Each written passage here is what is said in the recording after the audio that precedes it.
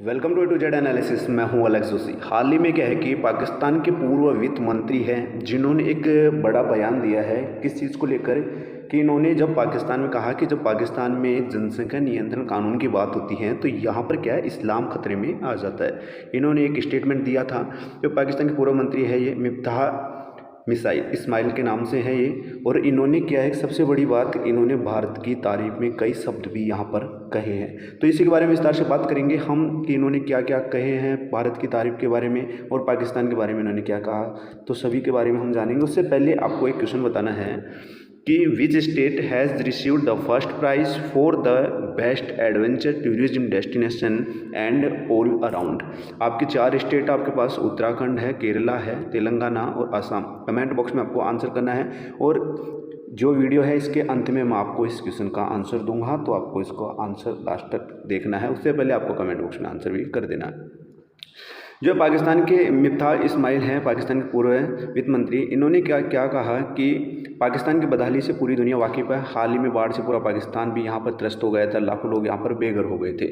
अब और इन्होंने भारत के तारीफों के पुल भी बांधे हैं और कहा कि पाकिस्तान को अपनी जो मौजूद स्थिति है इससे पर्दा उठाने की ज़रूरत है। पाकिस्तान के जनसंख्या नियंत्रण कानून के बारे में जरा सी बात कर दो तो यहाँ पर क्या इस्लाम खतरे में आ जाता है। शहबाज शरीफ में वित्त मंत्री रह चुके हैं ये पहले ही। मिफ्ताह इस्माइल जनसंख्या नियंत्रण पर जोर देकर इन्होंने जो बात कही थी, इन्होंने कहा कि पाकिस्तान से अच्छे बांग्लादेश और भारत है।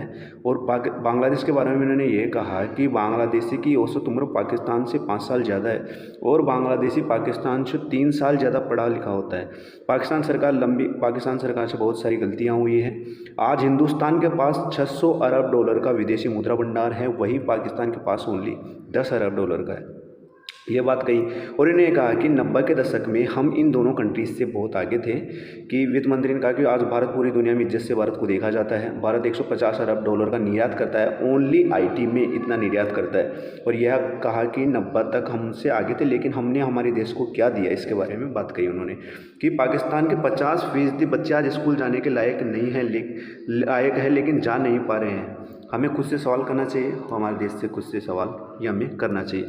और उस समय नेहरू आईआईटी बनवा रहे थे।